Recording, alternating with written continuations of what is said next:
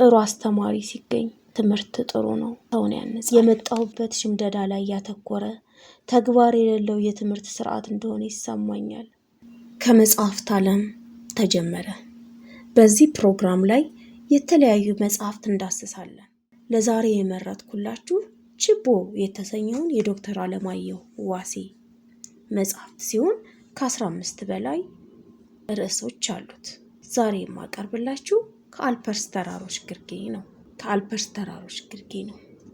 እጽዋት ከመሬት በላይና ከመሬት በታች ያላቸው አጠቃላይ አካላዊ ንጽጽር ሞዴል ለመስራት above and below ground biomass modeling ነበረ። ዋናው ስራ ተለይቶ የተሰጡንን ከ1 ሜትር እስከ 2 ሜትር ቁመት ያላቸውን ታዳጊ ዛፎች እስከ ሙሉ ስራቸው ቆፍሮ ማውጣትና ከመሬት በላይ እና ከመሬት በታች ለይቶ ወደ ላብራቶሪ መውሰድና የልኬት ትንተና መስራት ነበረ። ከላይ ያለውን መግዞ መውሰድ ብዙ አይከብድም። ችግሩ ከመሬት በታች ያለውን አካላቸውን ቁርጥራጭ ሳያስቀሩ እስከ መጨረሻው ድረስ ስራቸውን ቆፍሮ ማውጣት ነበረ። በዚህ ስራችን በመጀመሪያ ቀን ውሎ የመጨረሻው ደካማና አቅመቢስ ሆኜ እኔ ነበርኩ የሆንኩትኝ። ጠዋት ወደ ስራ ስንሄድ አልፈርድ እንዳኮረፈ ሁሉ ወደ ማታ ወደ ቤት ስንመለስ በተራይን ያኮረፍኩ። ምን ነው አለ አልፈርድ።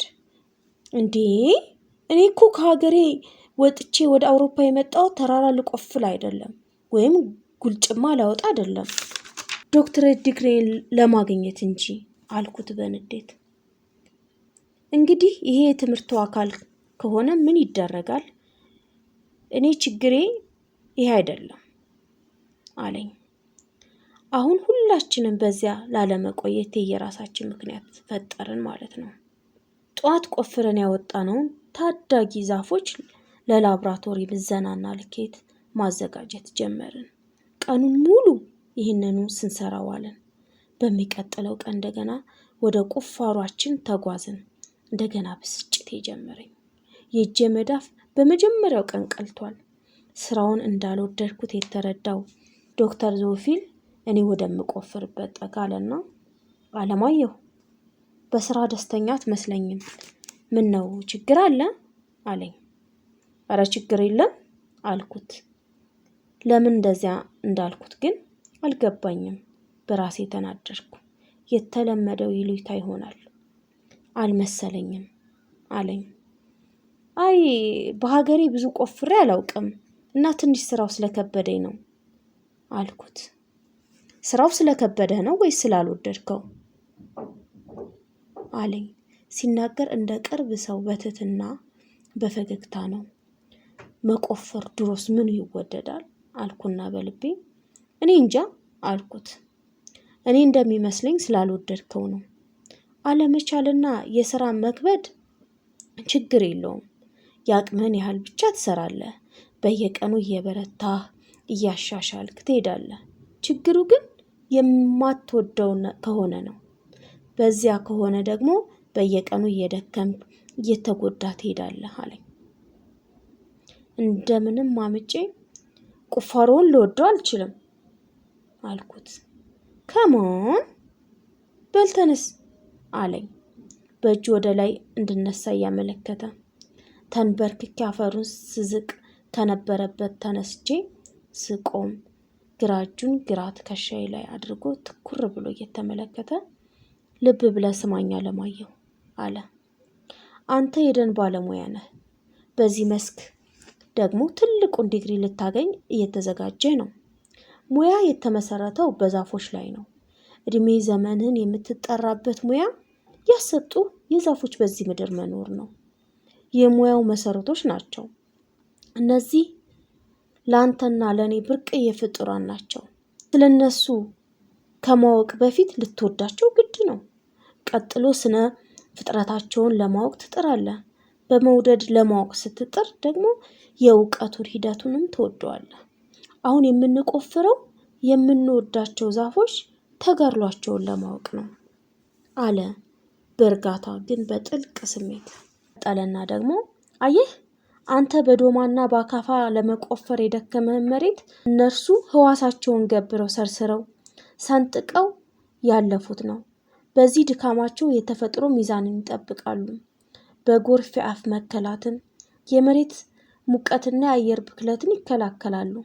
ተፈጥሮ በሰጠቻቸው ጸጋ ለምድሪቱ በረከትና ልብስ፣ ጌጥና ውበት ናቸው። እኔ እናንተ ደግሞ በሰው ልጆች ዓለም እነርሱን ወክለን ስለ እነርሱ ጥቅምና ግርማ የምንናገር ባለሙያዎች ነን። እናም መሬት የምንቆፍረው በላብራቶሪ የምንርመጠመጠው የእነሱ ሙሉ ወኪል ለመሆን ነው። አንተ ትናንትና የደከምከውን ድካም ያ ታዳጊ ችግኝ ለ2 ዓመት ደክሞታል። ይህን ድካሙ ስትረዳው ያለ አግባብ ሲጨፈጨፉ ህመማቸው ይሰማሃል። እንደ መምህር የኔ ስራ ይህንን የተፈጥሮ ህመም ወደ እናንተ ማጋባት ነው እንጂ እናንተን በቁፋሮ ለማድከም አይደለም አለና ፈርጠም ብሎ። እውነተኛ ሜካኒካል መሐንዲስ የመኪና ሞተር ሲጨነቅ አብሮ ይጨነቃል። እውነተኛ ሐኪም ህሙማኑ ሲጨነቅ አብሮ ይጨነቃል። እኛ የደን ባለሙያዎች ተፈጥሮ ስትራቆት አብረን የተራቆትን ያክል ሊሰማን ይገባል። ያ እንዲሆን በምርምራችን በፍተሻችን የእጽዋትን ጥበብና ድካም ተጋድሎና ምስጢር በስሜትም በአካላዊ ድካምም እንጋራቸዋለን። እናም ክብርህ እየተነካ አይደለም፣ በከንቱም እየደከምክ አይደለም። ይልቁንም የዛፎቹን ድካም እየደከምክ መሆኑን አስብ። ወደ ሙያው ዘልቀ እየገባ እንደሆነ ተረዳ አለኝና ትከሻዬ መታ መታ አድርጎ ወደ ስራ አለኝ። እውነት ለመናገር አጓጉል ትምክህቴ ሲሟሽሽ ሐሳቤም ሲቀየር ይታወቀኝ ነበረ። ለዚህ ደግሞ ያጋለጠኝ የመጣሁበት ሽምደዳ ላይ ያተኮረ ተግባር የሌለው የትምህርት ስርዓት እንደሆነ ይሰማኛል። ግብርና ተምረን ገጠርና ጭቃ የምንጠየፍ፣ እንስሳ ሳይንስ ተምረን ዶሮ የምንጠላ፣ አዛባ የምንጠየፍ፣ መካኒካል ኢንጂነሪንግ ተምረን ግሪስ የምንጠየፍ ሆነናል። እንደ እውነቱ ግን ህግ ተምረን ጭቅጭቅን ከጠላን፣ ሕክምና ተምረን በሽተኛን ከተሳቀቅን ሙያው ስሙ እንጂ ተግባሩ ውስጥ የሌለ መሆኑን ያመለክታል። የምንቆፍረው የበለጠ ባለሙያ ለመሆን ነው የሚለው ሐሳብ ደጋግሞ ያቃጭልብኝ ጀመረ። ጥሩ አስተማሪ ሲገኝ ትምህርት ጥሩ ነው። ሰውን በዛሬው መጽሐፍ ደሳሳችን ይህንን ይመስላል። በሌላ የመጽሐፍ ደሳሳ እስከምንገናኝ መልካሙን ሁሉ የምመኝላችሁ ቅድስት ነኝ ከአክርማ ቲዩብ። ላይክ፣ ሼር፣ ሰብስክራይብ ማድረግን እንዳትረሱ። መልካም ሙሉ